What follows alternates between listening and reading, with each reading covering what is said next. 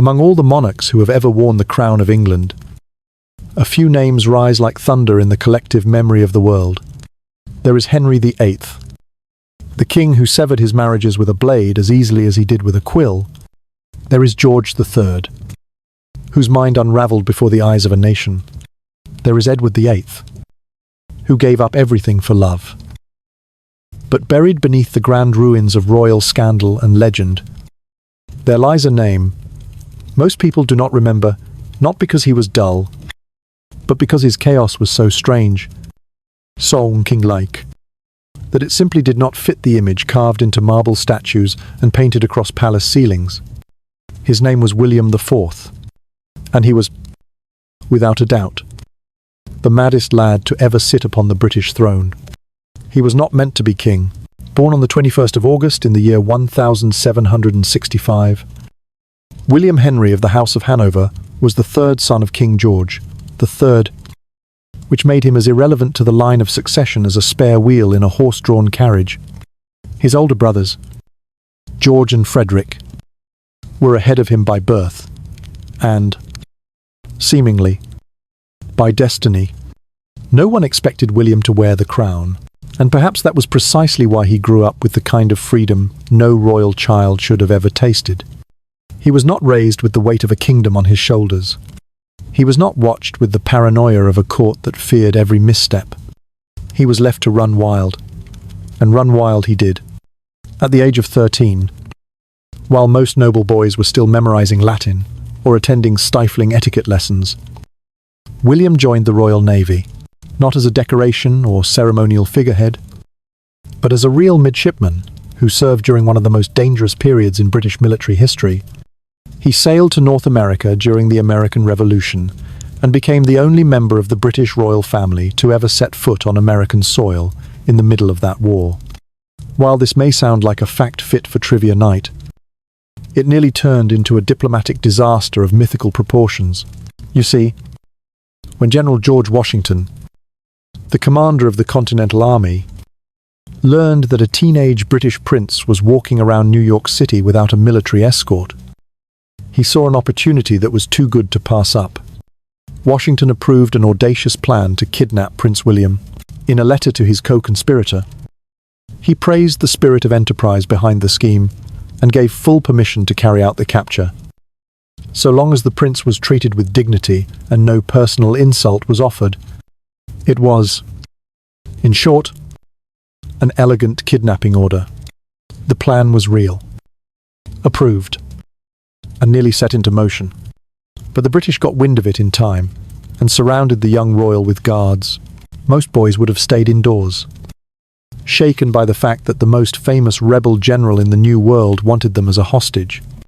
But not William. Instead, he kept strolling through the city, now with guards flanking his every step, as if daring the universe to try him again.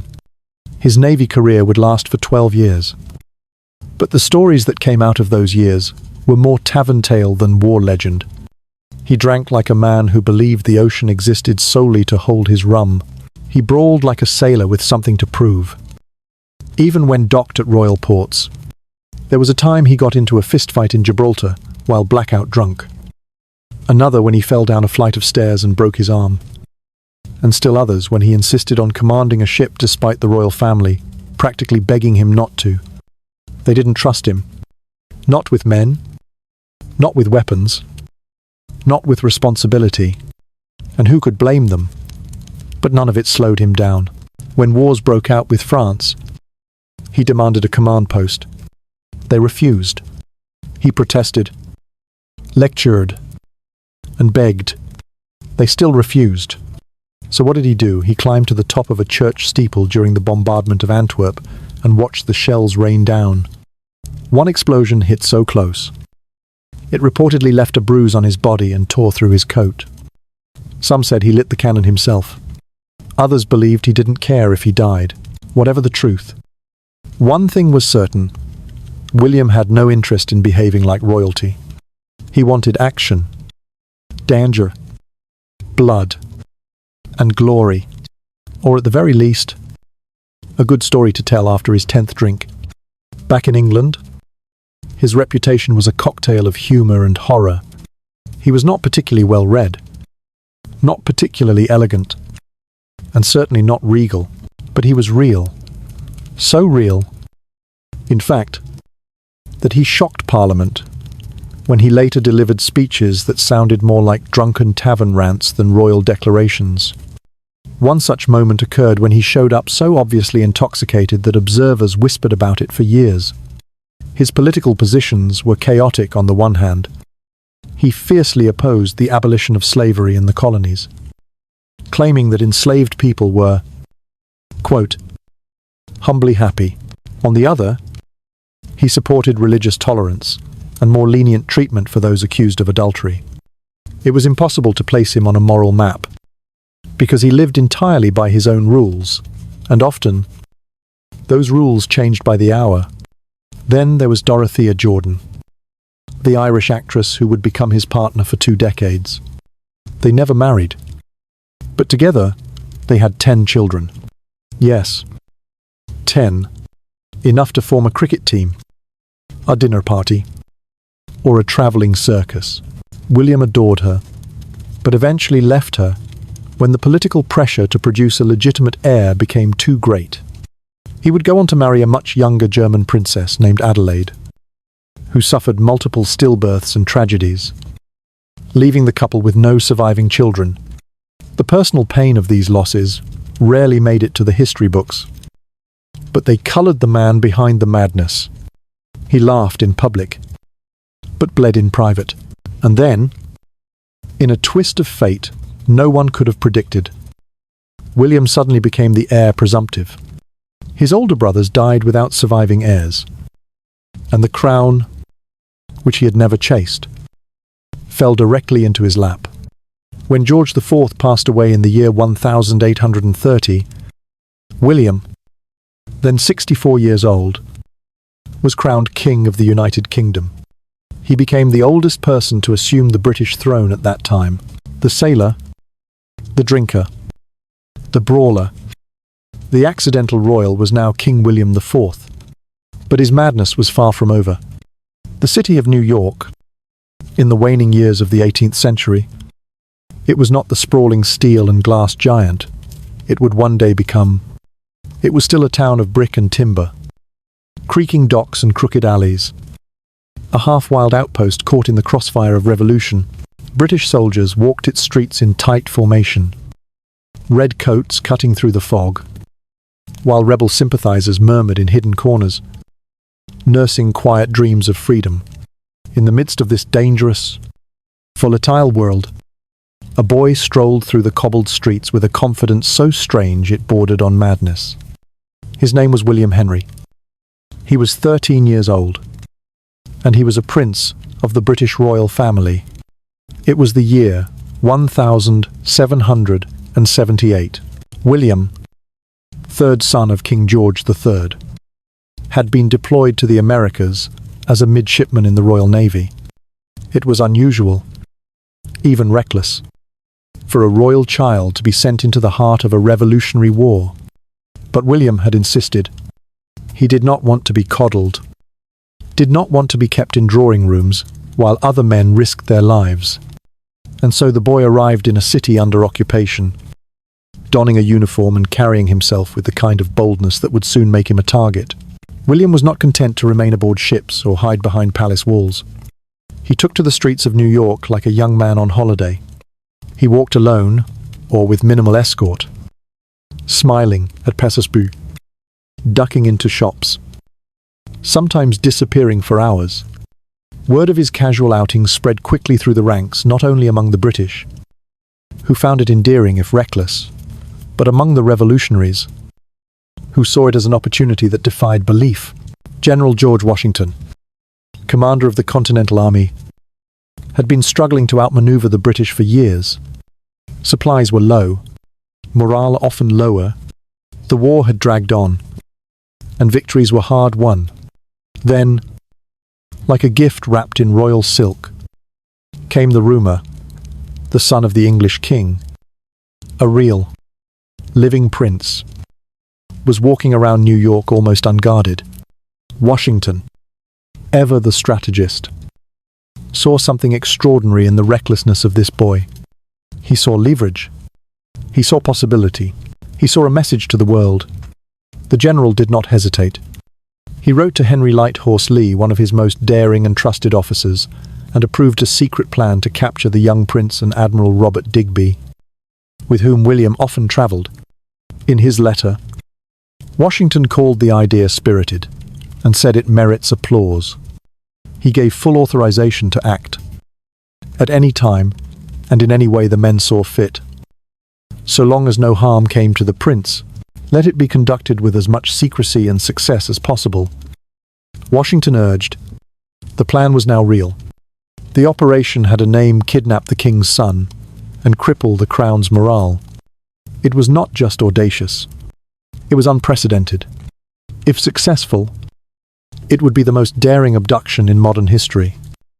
A blow to the British Empire that would echo across oceans. Imagine, for a moment, what that would have meant. A royal teenager, dragged from the streets of New York, spirited away through rebel lines, and presented before Washington himself. What deals could have been struck? What outrage would have erupted across London? What fires would have been lit in Parliament?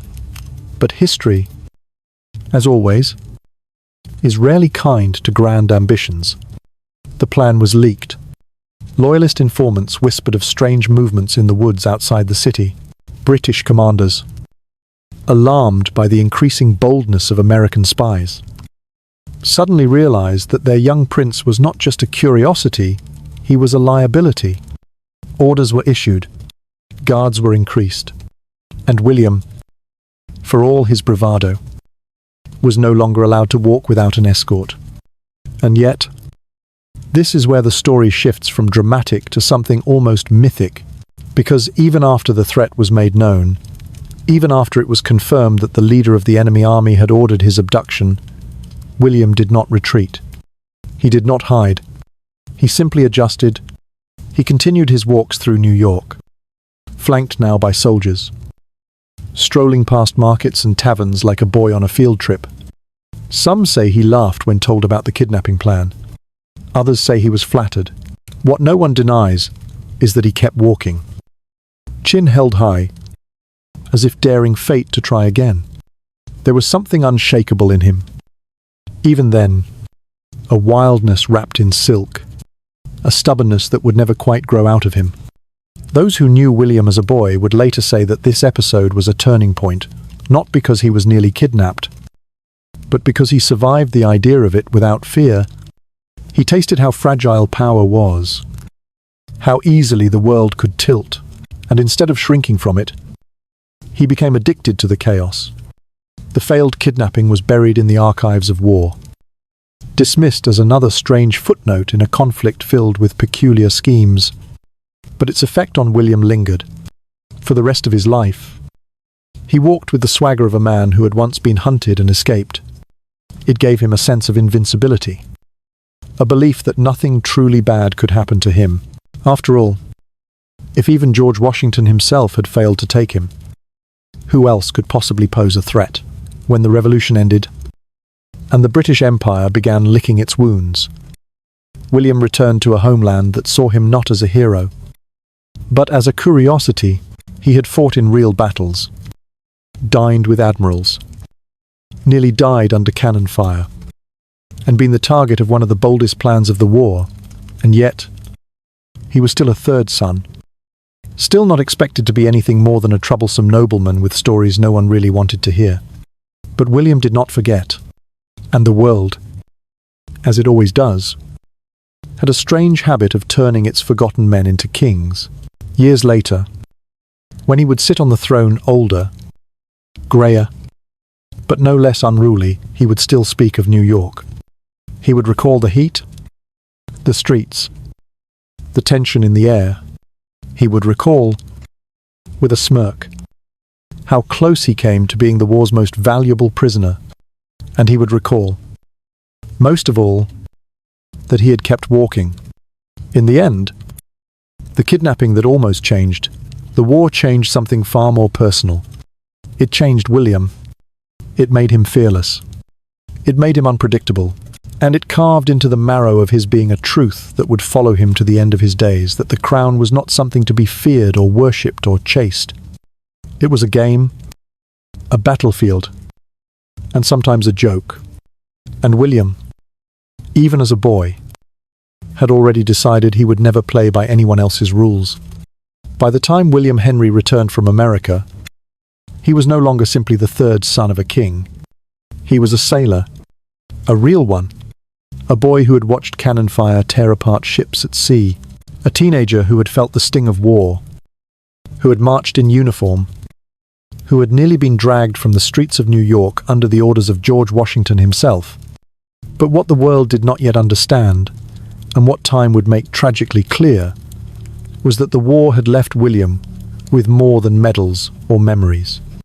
It had left him with a thirst, a deep, burning thirst, not just for rum, but for rebellion, for defiance, for the kind of chaos that makes a man feel like he exists outside the rules of crown and court. He was not shaped to be a ruler. He was shaped by salt water, shattered bone, and the reckless freedom of the open sea. And no matter how many titles they piled onto his name, William never quite left the deck of the ship. When he came home, he drank. He drank the way a man drinks when he's seen too much and been told to keep quiet about it. He drank the way sailors drink loud, long, and with the full weight of memory sitting heavy behind every swallow. And the thing about William was, he didn't drink to forget. He drank to feel more, to feel louder, to feel real. In the year 1782, at just 17 years of age, he got into a drunken brawl while stationed in Gibraltar, not with rebels or enemies, but with his fellow officers. Punches were thrown, glass shattered, commands ignored. It was the kind of fight that should have ended careers, but William, cloaked in the immunity of royal blood, simply laughed it off. To him, it was just another night. He staggered from tavern to tavern. Even after he was promoted, he ignored protocols, insulted superior officers, picked fights with the wrong people, and told stories no one asked to hear. He was not malicious, but he was loud. Loud in a way the British Navy had never seen from someone with a prince's title. He flirted with barmaids, ignored curfews, and once, famously, fell down a flight of stairs after a long night of drinking and shattered his arm. He appeared in public with the limb wrapped and bandaged, shrugging off concern as if pain was just another badge of honor. Even when he returned to England, when the wars had quieted and his brothers had risen higher in court, William continued to chase the ghost of the sailor he had once been. At formal events, he would sneak flasks into ceremonial rooms. During parliamentary dinners, he drank openly, loudly, and without shame. And when someone had the courage to suggest he slow down, he would simply remind them with a drunken smirk that he had served 12 years at sea, bled for his country, and earned the right to toast to whatever future he damn well pleased. And yet, despite the chaos, there was something magnetic about him. He was rough, but charming, unpredictable, but never cruel. The public, strangely, began to like him, not as a potential king, certainly, but as a kind of rebellious uncle to the empire, a misfit prince, a man who had never truly belonged to the palace, but somehow wore his crown of disorder like a sailor's cap. They called him the Sailor Prince. Later, they would call him the Sailor King. But behind every nickname was a story soaked in alcohol, shadowed by loneliness, and lit by the kind of unquenchable fire that no title could extinguish. As time passed, William's desire to return to active duty in the Navy became something of a running joke in court. Every time Britain entered a new conflict, whether against the French, the Dutch, or anyone else, William would submit a request to command a ship, and every time, the Admiralty refused. They had not forgotten Gibraltar. They had not forgotten the bruises, the bar tabs, the broken arms, or the slurred speeches. Behind closed doors, they said he was too volatile, too drunk, too unpredictable. But in public, they smiled politely and promised to consider his requests. He did not take the rejection well. In the year 1813, William travelled to Belgium during the Napoleonic Wars and climbed to the top of a church steeple to observe the British bombardment of Antwerp. It was a fool's perch. Shells rained down like iron hail, and more than one explosion landed close enough to shake the walls. At least one account claimed a shell landed so close that a fragment struck William and left a bruise across his chest. Another claimed that his coat was torn by a stray bullet. Some even whispered that he had detonated a cannon himself just to feel the thunder. Whether or not these details are true, what matters is that William kept putting himself in harm's way, not as a soldier, but as a man desperate to remind the world that he had once been one. Eventually, in the year 1827, William was offered a role Lord High Admiral of the United Kingdom. It was mostly ceremonial, a title given to appease him, but William saw it as a second chance. He threw himself into the position, not with humility, but with ambition. He held meetings with naval officers, issued orders without approval, and most notoriously commandeered an entire squadron of ships without telling anyone. He vanished for 10 days. No one knew where he had gone. Rumours spread that he was attempting to start his own war, that he had gone rogue, that he had tried to sail to France.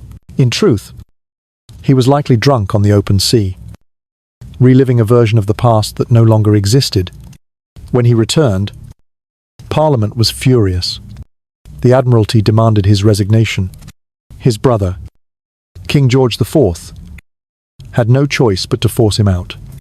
It was the last time William would be allowed to wear a uniform of command. But it was not the last time he would feel the itch of the sea beneath his skin. In quiet moments, few and far between those who knew him well, said he sometimes stared out toward the horizon and whispered about ships. Not palace, not politics, but sails, gun decks, wind in the rigging. He missed the storms, the danger, the honesty of battle. A ship, after all, does not care about bloodlines. It only cares if a man can lead. But perhaps the most tragic part of William's tale was not the drinking, or the scandals, or the wild stories whispered behind fans at court. It was that somewhere inside, he knew he would never truly belong again. Not to the Navy, not to the Crown, not to anyone. He was a sailor forced into silence, a brawler trapped in brocade. And no matter how many times they cleaned him up, gave him medals, or sat him beside kings, William remained, at heart, a man with salt in his blood and too many ghosts in his glass. So he drank. He drank not because he was weak, but because he had tasted a kind of life too raw to forget. He drank because the world expected him to be quiet, and drink made him louder. He drank because it dulled the ache of exile from the sea, from himself, from the freedom he once knew on the deck of a warship sailing into fire. And in every drunken stumble, every broken bottle, every slurred insult and raised glass, there was a shadow of the boy who had once dared the revolution to catch him in the streets of New York. That boy had survived a war. That man, somehow, was still fighting one. Before he was a king, before he was even a possibility in the minds of courtiers or the pages of succession charts, William was a man in love, or at the very least, in devotion. After years of drifting between ports, brawls, and brandy, he found something unexpectedly steady, something softer, something human. Her name was Dorothea Jordan. She was not a duchess, not a princess, not a figure polished and prepared for the ballroom or the throne room. She was, in fact, an actress, Irish by birth, clever by nature, A woman of wit, expression, and laughter that could fill the walls of a theatre and still echo through a heart long after the curtain fell. Dorothea, called Dora by those closest to her, had made her name on the stage playing lively women with sharp tongues and softer hearts. Audiences adored her, playwrights sought her. But when she met William, something changed. Perhaps she saw through the haze of liquor and the clumsy arrogance of royalty. Perhaps she found, beneath the sailor's exterior, the ache of a man exiled from everything he once knew. Or perhaps, like many great love stories, it was simply that the chaos in him matched something in her. They met in the year 1790, the very year William formally left naval service. He was 25. She was older, and already a mother. But none of that mattered. What began as a scandal soon settled into something resembling a partnership. Theirs was not a marriage in the eyes of law or church, but it bore the weight of commitment just the same. They lived together at Bushy House in Teddington, away from courtly eyes, surrounded by gardens, laughter, and over the years, children, 10 of them, 10 children, born outside of marriage, raised under the shadow of royal blood. But without the blessings of legitimacy, they were given the surname Fitz-Clarence, a quiet signal of their origin, a whisper that they belonged to both worlds, and neither. William adored them. He was not always the most responsible father, but he was present.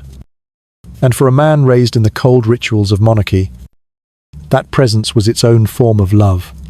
Dorothea, for her part, gave up the stage to raise their children. She set aside her fame, of her career, to her independence, all for a man who could never publicly claim her as his wife. Still, she managed their home with grace and humour, teaching her children not just letters and manners, but resilience, the kind one needs when the world watches with raised eyebrows and closed doors. She bore each birth with strength, and each rejection from society with quiet steel. In many ways, she was the more royal of the two, and yet, the world beyond their gates never quite forgave her. The court gossiped, the clergy frowned, the aristocracy pretended not to see. Our nectaress, after all, was still considered a step above a courtesan and a step below acceptable. She may have borne the children of a prince, but she could never wear a crown, not even in dreams. For 20 years, they lived in this uneasy peace, part domestic bliss, part whispered scandal. William was often away, attending to his honorary duties or wandering to escape the responsibilities he refused to accept. Dorothea stayed home, holding the threads together. Their children grew, one by one, into young men and women, with the charm of their mother and the mischief of their father.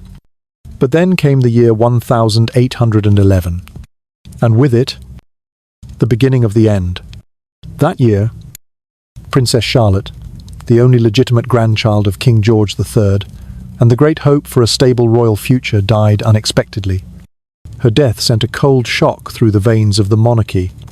With her gone, the throne was suddenly vulnerable. The next generation of legitimate heirs simply did not exist, and the pressure fell, heavy and unrelenting, on the shoulders of every unmarried royal, including William. There are moments in history when private happiness is crushed beneath public necessity.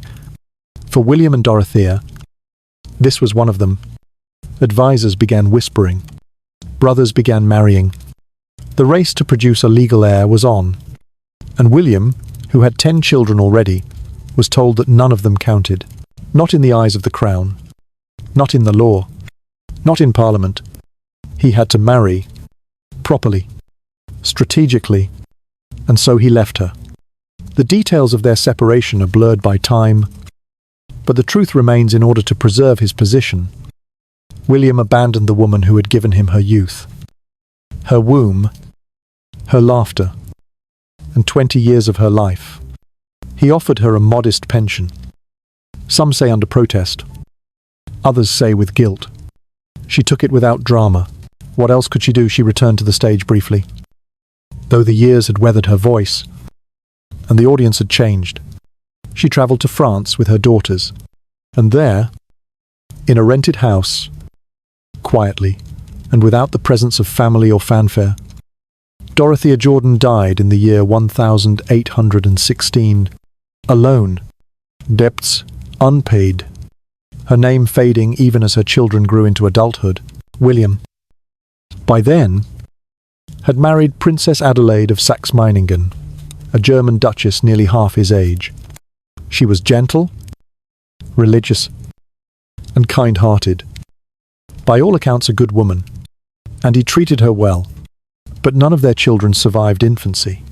Fate, it seemed, would not give him the heir he had abandoned love to pursue, and so his 10 Fitzclarence children, those unofficial royals born of laughter and scandal, remained his only true legacy of blood. He cared for them in what ways he could. Some he arranged marriages for, others he offered titles or pensions. But they would never be princes or princesses. They would never be permitted to sit near the throne. They belonged to the shadows of the palace. Forever children of the woman he could not marry. History remembers kings by their wars, their reforms, their coronations. Rarely do we speak of the ones they loved, but if we listen closely, in the quiet hours between midnight and morning, when the halls of Bushy House are nothing more than ruins and memory, we can still hear the echoes of children's laughter, of a woman's footsteps pacing before a crib, of a man who once traded the sea for something softer, and then, when the tides of duty rose, let it all drift away.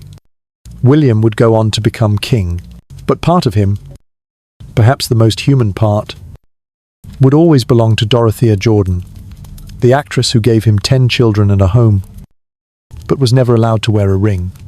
By the time the crown came looking for William Henry, Duke of Clarence, he had lived long enough to see 3 versions of himself fade and reassemble. He had been the unruly midshipman who dodged cannon fire in New York, the sailor who drank his way through naval halls and parliamentary chambers alike, and the domesticated rebel who once filled a quiet country house with the chaos and warmth of 10 Fitzclarence children. But a king, no. He was never supposed to be a king. Not in his mind. Not in anyone's mind. The very idea of it would have been a joke in the royal court if fate hadn't sharpened its knife and carved a straight, crooked path to the throne, and placed it in his unwilling hands. He had grown up in the long, consuming shadow of his father, King George III, whose reign stretched nearly 60 years, long enough for sons to become old men while still waiting for their turn. George III had sons to spare. George, the charming and extravagant Prince of Wales, Frederick, the serious, stiff Duke of York, and then William, the loud one, the sailor, the third choice, the third son, the spare's spare. But then, like autumn leaves falling one by one, each domino began to tumble. First, Princess Charlotte, the beloved daughter of George IV, and the last legitimate grandchild of the aging monarch, died in childbirth in the year 1817, along with her newborn son. Her death was a tragedy, not only for her father, but for the entire monarchy. It extinguished a glowing torch of hope, a future queen snuffed out in the prime of life. And with that final flicker, the royal family was left with a terrifying void. There was no heir. What followed in the wake of Charlotte's death was less a grieving process and more a political stampede. The unmarried royal dukes, many of them old, childless, and steeped in scandal, suddenly scrambled like aging bachelors at the last call of a royal ball. The pressure was immense. Marry, beget, save the dynasty. The newspapers mocked it as the royal marriage race. And William, already over 50, was an unlikely contestant. Still, he joined. He set aside the long companionship of Dorothea Jordan, by then gone to her lonely grave in France, and married Princess Adelaide of Saxe-Meiningen in the year 1818. She was half his age, devout, and shy, yet she brought a kind of quiet steadiness that softened William's rougher edges. In the beginning, there was hope. They tried to build a legitimate line of succession, tried to give England the heir it demanded, but fate had one more cruelty to offer. None of their children survived, one after another. Their infants died in infancy or were stillborn. Each tiny life lost was another reminder that William's place in history would never come from a dynasty of his own making. Meanwhile, time worked its slow, inévitable magique. George III died in the year 1820. Blind and mad, his eldest son, George IV, took the throne and began his reign with pomp and pageantry. But little substance. He reigned for a decade, his health declining and his waistline expanding, as scandals and debts nipped at his heels. Then came Frederick, who never married, never ruled, and died quietly in the year 1827. And with that, the impossible happened. William became the heir presumptive. He was 62. His hands were marked by the calluses of rope and sail, not by royal regalia. His speech was still too coarse, his manners too rough, but there was no one else. The line had narrowed to a single thread, and he was now its anchor. To his credit, William tried to change, or at least to appear as if he had. He began taking long walks again, this time not as a sailor, but as a man hoping to outpace death. He drank less, though never none. He softened his words in Parliament, though never enough. And perhaps most surprisingly, he accepted the weight of destiny without the rebellion that had defined so much of his life. When George IV died in the year 1830, William ascended the throne. He was crowned King William IV on the 26th of June that same year. At 64 years old, he was the oldest man ever crowned king in British history up to that point. The sailor had become sovereign, and yet nothing about his kingship followed the script. He hated ceremony, despised pomp. At his coronation, he refused to wear the lavish traditional attire. Opting for something simpler, he declined a formal banquet, much to the horror of the nobility who had already made arrangements to flaunt their status and costumes. He spoke plainly, sometimes too plainly, often embarrassing his advisers. He laughed in places no king should laugh, fidgeted during long addresses, and once remarked that he'd rather be anywhere else than in the presence of 1,000 bowing dignitaries. But beneath the surface of this reluctant monarch was a man who, in his own crude and stubborn way, believed deeply in fairness. He understood struggle. He understood imperfection. And most importantly, he understood how absurd the entire machinery of monarchy could be. Perhaps that was what made him tolerable to the public, and even beloved by some. He didn't pretend to be more than what he was. Unlike his brother George, who drowned in indulgence and vanity, William spent little. He gave generously to charities. He met ordinary people with an ease that baffled the upper classes. He would stop in the middle of walks to speak to workers, shake hands with commoners, and offer advice that ranged from insightful to hilariously unfiltered. Some joked that he was the only monarch who might have been more comfortable as a pub landlord than a ruler. Others said he brought humility back to the crown. Still, challenges came quickly. The political climate was tense. Demands for parliamentary reform surged, particularly the push to expand voting rights and representation.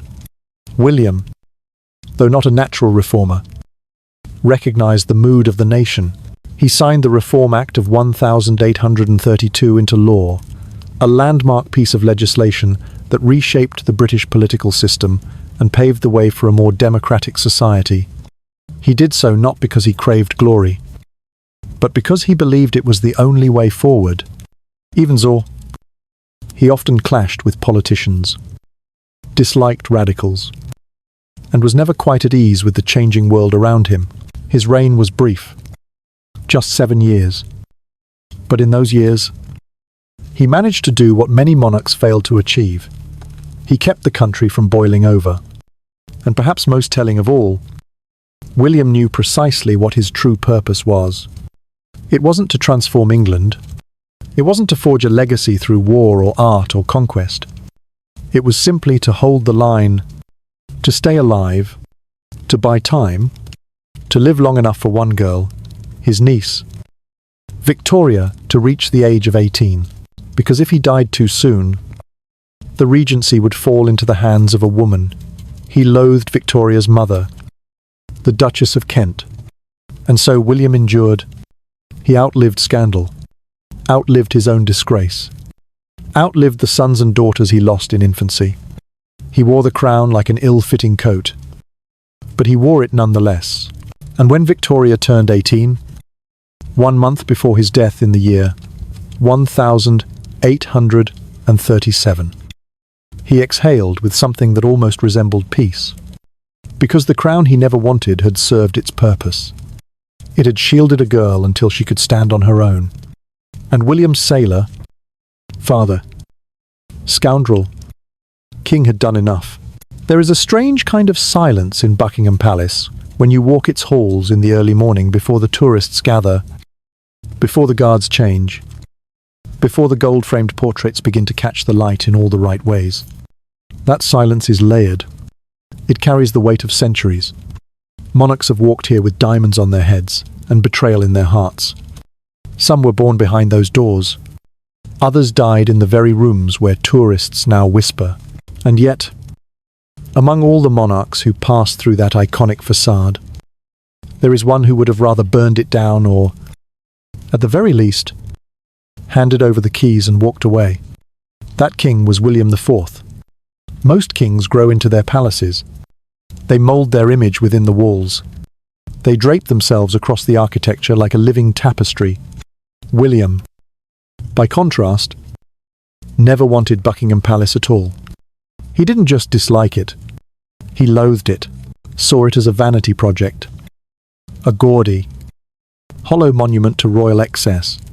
To him, it was the very symbol of everything he had spent his life running from: ceremony, artificiality, pretense. The palace, as we know, it was still relatively new when William took the throne in the year 1830. His brother, George IV, had spent extravagant sums renovating it, turning it from a modest townhouse into a royal residence so decadent that it made the nobility blush. The marble, the chandeliers, the endless drawing rooms and grand staircases. It was meant to impress, to dazzle, to overwhelm with opulence. George had never been known for restraint, and when he died, the full, heavy crown of his design passed to William. William didn't want the crown, and he certainly didn't want the house that came with it. In his first days as king, he refused to move into Buckingham Palace. He preferred the less formal, less suffocating St. James's Palace. Even though it was older and more cramped, it wasn't about comfort. It was about principle. William, with his sailor's instincts and disdain for protocol, saw Buckingham as nothing but a showpiece, a theatrical set without soul. He did not want to rule from a stage, and so he tried, quite literally, to give it away. At first, he approached the military. The British Army, he argued, needed better accommodations. Why not house officers in the palace? Let them march through the marble corridors, drill on the pristine lawns, sleep beneath ceilings painted with mythological triumphs. It was grand enough, spacious enough, wasteful enough to be of use to someone, but the generals declined. They admired the offer but couldn't make the logistics work. A palace, after all, is not a barracks, no matter how grand the bedding. Undeterred, William tried again. In the year 1834, disaster struck the Palace of Westminster. A fire tore through the ancient buildings that housed Parliament. reducing centuries of political history to smoke and ash. And in that moment of national crisis, William saw opportunity. He offered Buckingham Palace to Parliament itself. It was vacant, luxurious, available. Let the lawmakers sit beneath gold-gilded cornices and vote in velvet-draped chambers. Parliament politely refused. They saw the gesture for what it was: a rejection of royal tradition disguised as generosity. William was not offering the palace out of patriotic duty. He was trying to shed the last visible symbol of kingship he had inherited from his brother. The palace was a costume that didn't fit, and William would rather let the actors of Parliament wear it.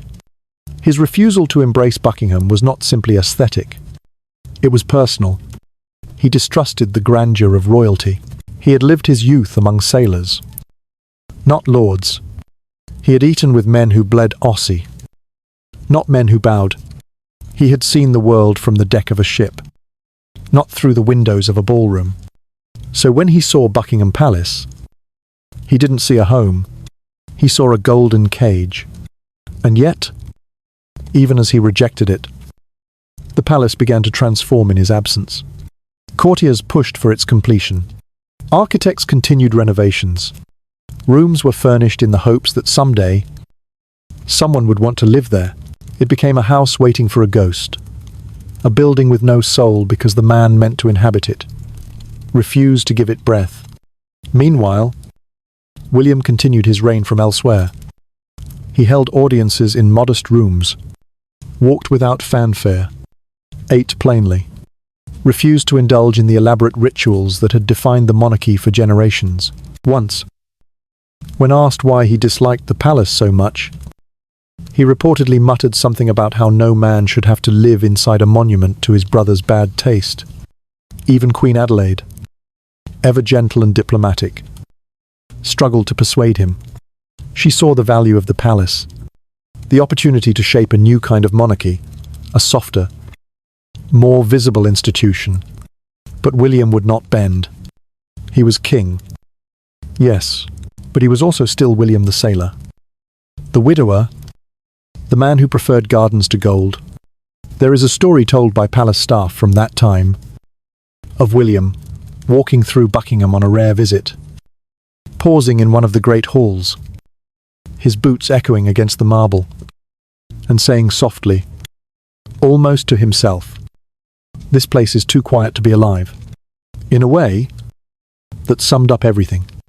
Buckingham Palace was built to project power, but William believed power was something you earned on battlefields and in hearts, not with chandeliers or curtains embroidered with the empire's crest. To him, a king who needed a palace to feel royal was no king at all. When he died in the year 1837, the palace was still mostly unused, but his niece, Victoria Justaten, newly crowned, and full of quiet steel, made it her official residence. She filled it with light, with order, with rule. Here, Buckingham Palace became the heart of British royalty, a symbol known across the world. But it was never William's, not for a moment. He passed through it like a ghost, never sleeping in its chambers, never laughing in its halls, never giving it his name. And in that refusal, he left behind something rare in the story of kings, a deliberate absence. We remember William for his blunders, his bottles, his brood of children, but in the quiet defiance of turning away from Buckingham Palace, he reminded us that sometimes the most powerful statement a king can make is to simply say, no, no to vanity, no to expectation, no to becoming something you never truly were. He ruled not from marble, but from memory, and the palace, for all its splendor, was never big enough to hold the heart of a sailor who had spent his life trying to stay free.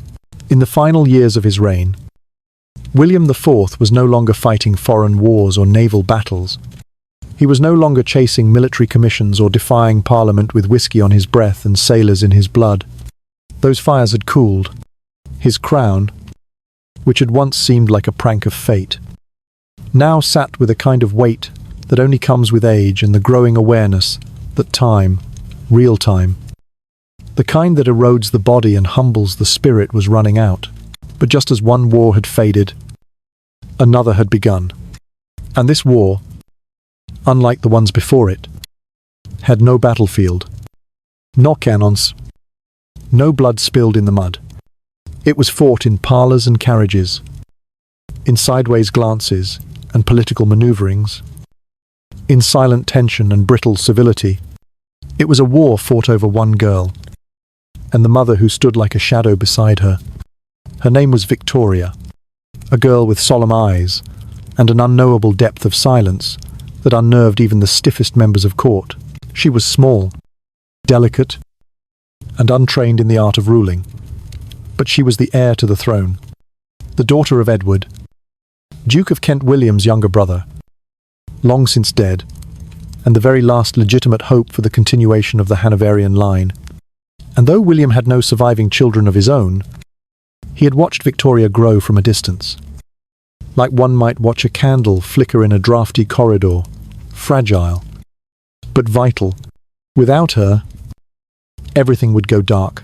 But between William and Victoria stood her mother, the Duchess of Kent. The Duchess was not a woman easily moved. She was cold, controlling, ambitious, and possessed of that particular type of nobility that values image above sincerity. In her world, everything was presentation. Everything was legacy. She had wrapped her daughter in a strict regime known as the Kensington system, a suffocating set of rules that limited who Victoria could see, what she could read, how she moved, where she slept, even when she could speak. Every aspect of the child's life was curated to ensure dependency, and above all, loyalty to her mother. William saw through it. He always had. From the moment the Duchess arrived in England, widowed and aloof, he had distrusted her. Something about her manner, her controlling grip on Victoria, her refusal to participate in court life unless it benefited her rubbed him raw. He suspected, rightly, that the Duchess intended to seize power the moment he died, and as long as Victoria remained underage, she could do just that, as regent. And so began the last great campaign of William's life, not against France, not against reformists, nor even against the relentless bureaucracy of monarchy, but against time itself, against mortality, against the idea that he might die before Victoria turned 18. It became an obsession. He spoke of it often, sometimes unprompted. He would mention her birthday in cabinet meetings, remark on it during walks through the garden. If I can live just long enough, he would say, just until the 24th of May, then she will be queen, and that woman will never rule England. He refused to allow the Duchess to be appointed regent. He blocked her attempts to gain political allies. He insulted her in public once. At a dinner attended by foreign dignitaries, he stood abruptly and declared her to be the most scheming, cold-hearted woman he had ever encountered. The room fell into stunned silence. The Duchess left in tears. William sat back down and resumed eating. It was not kingly behaviour. It was personal. Bettu. Even. But William didn't care. He believed utterly, completely that the Duchess was dangerous. Not because she was a tyrant, but because she was quiet, patient, manipulative. The kind of danger that smiles as it locks the door behind you. He began visiting Victoria more often. He insisted on audiences, even brief ones. He would bring her gifts, sometimes books, sometimes just stories. He wanted to see her with his own eyes, to read the truth in her expression. Was she afraid? Was she aware of what her mother was doing? Or was she so deeply bound by control that she could no longer tell the difference between love and domination? No one knew what passed between them in those meetings. Victoria, even in adulthood, rarely spoke of William with warmth, but she did acknowledge that he had protected her, that he had tried, and that, perhaps, is all any old king can hope for. As the months wore on, William's health began to wane. The years at sea, the years in court, the years spent drinking and worrying and roaring through scandals they had left their mark. His hands trembled. His appetite faded. But the fire in him remained. His doctors begged him to rest. He refused. Not yet. Not until May. And then, slowly, the day approached. May the 24th, in the year 1837, Victoria's 18th birthday. William woke that morning earlier than usual. He dressed with the help of 2 servants. Adelaide sat beside him during breakfast. Her presence, as always, a quiet tether to something softer. He did not say much, but those close to him later recalled the subtle change in his posture. His chest lifted, his eyes clear. The weight of fear lifted from his brow. He had done it. Victoria was now of age. If he died tomorrow, or next week, or even within the hour, her mother would never rule in her place. He had won. He lingered on for just under a month. On the 20th of June, William IV passed away peacefully at Windsor Castle. His final days were quiet. No scandal, no outburst. Just the slow departure of a man who had given his last strength to protect a future he would never see. When the announcement came, there was mourning. But there was also anticipation. Victoria ascended the throne as Queen of the United Kingdom.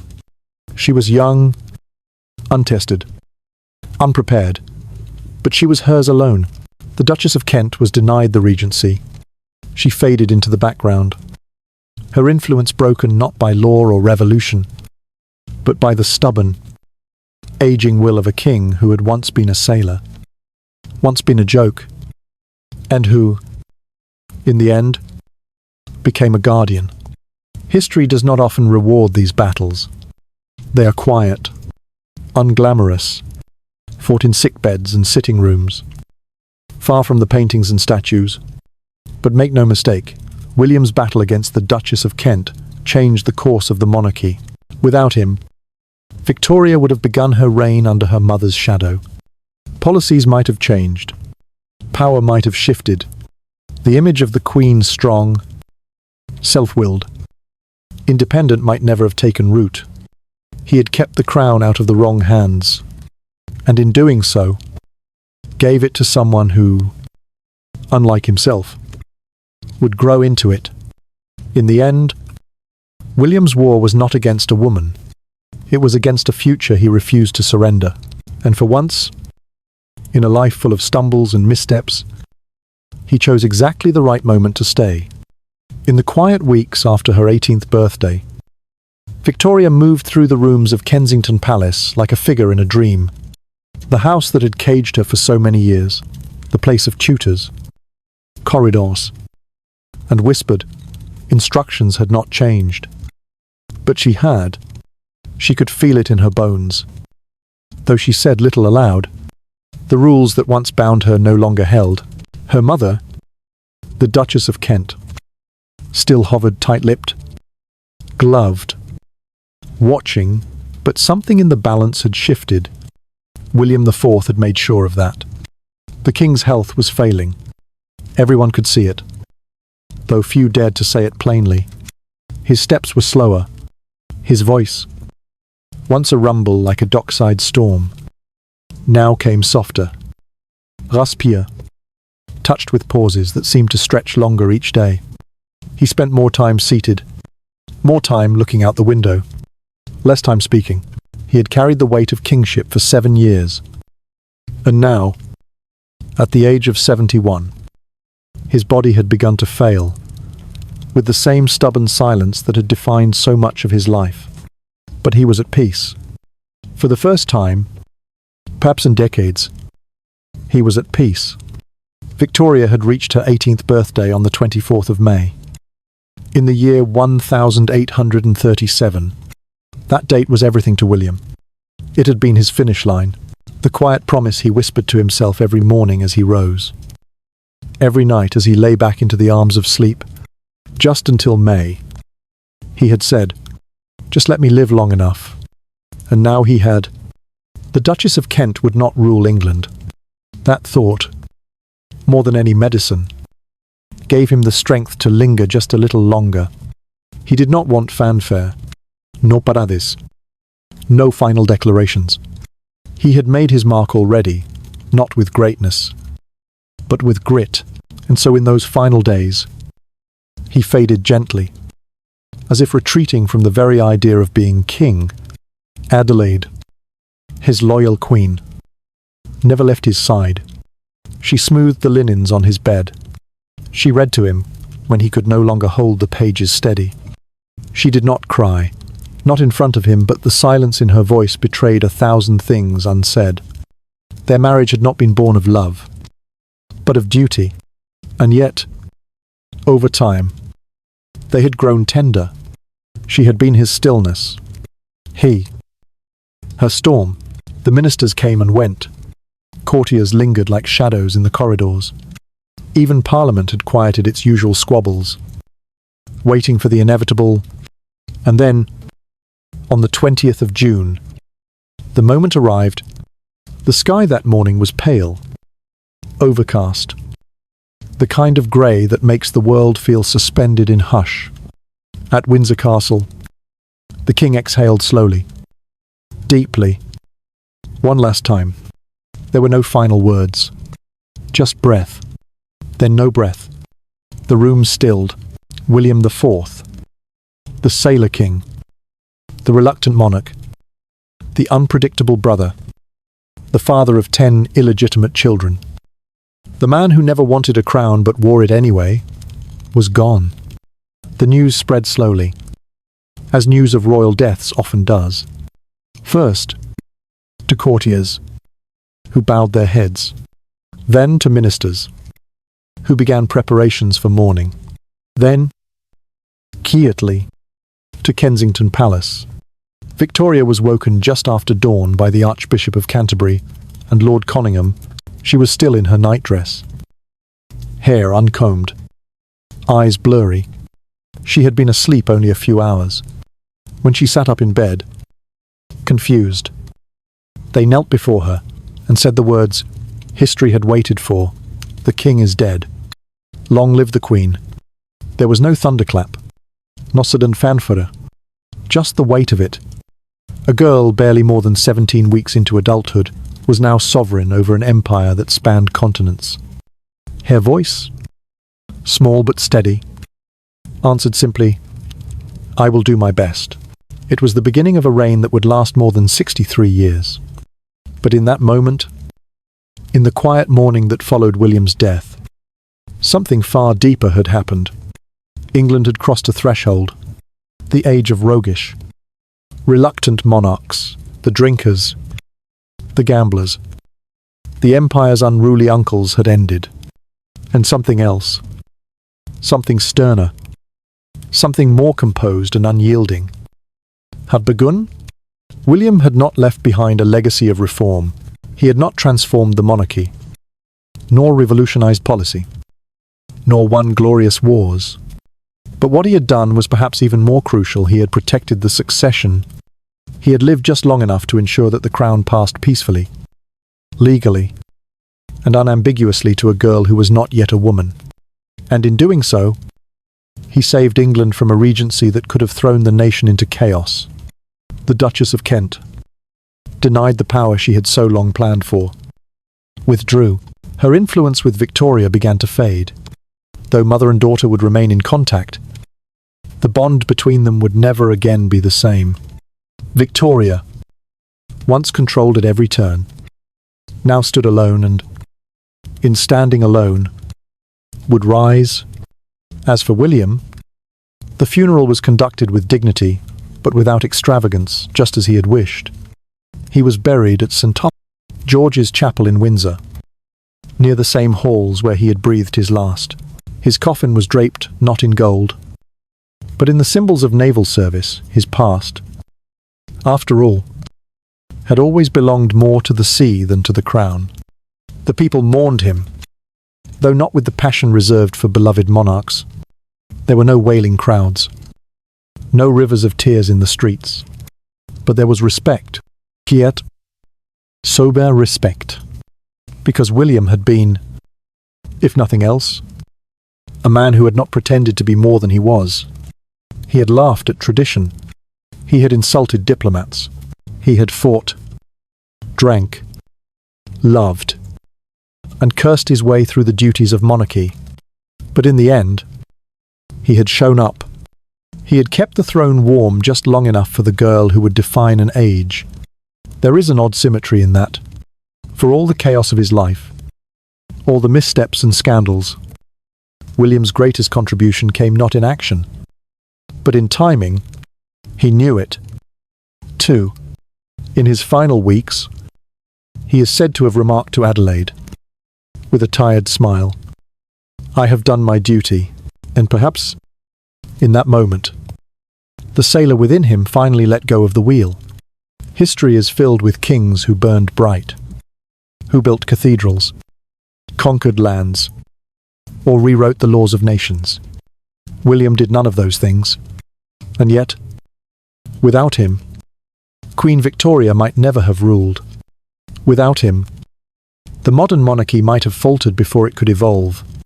He was a placeholder, a guardian, a stopgap king who stepped in when the empire needed him least, but needed him most.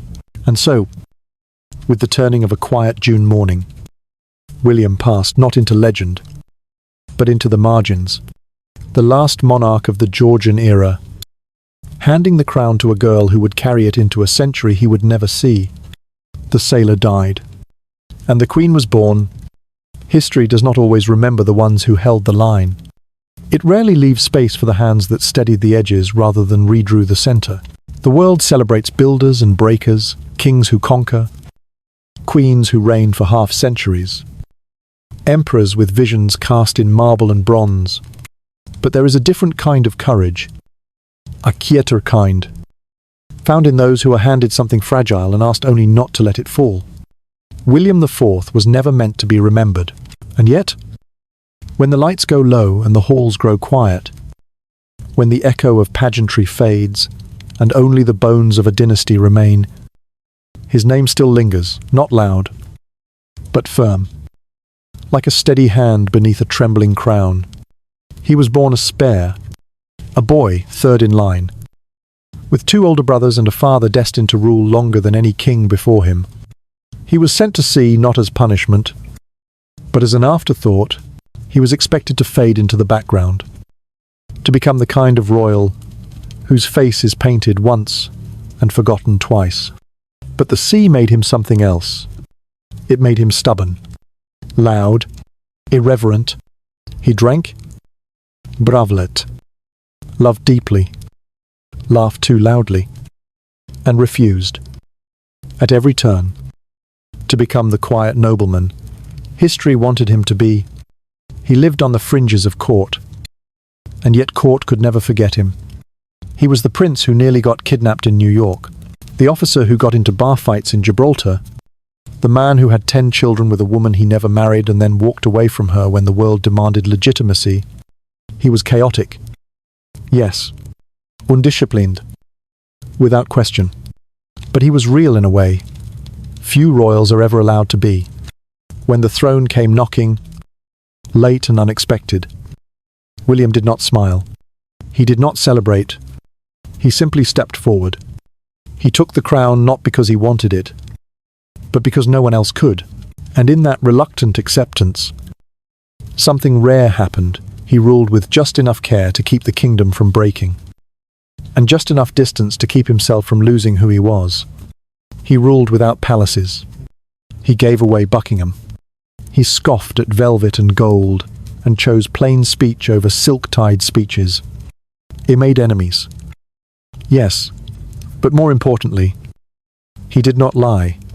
He let the people see the man behind the curtain, and that man was tired, aging, often inappropriate but deeply human. And when it came time to fight his last battle, he fought not with armies or allies, but with time. He fought to stay alive long enough to keep the wrong hands from grasping power. He clung to each day with the same iron resolve that once kept him standing on ship decks in the middle of a storm. "Just let me live until she's 18," he had said of Victoria. And the universe, in its strange mercy, granted him that it would be easy to write him off as a placeholder, a bridge between better monarchs, but that would be to miss the point entirely. Because William IV understood something few rulers ever do, that sometimes the greatest service a king can offer is not transformation, but transition, not innovation, but insulation.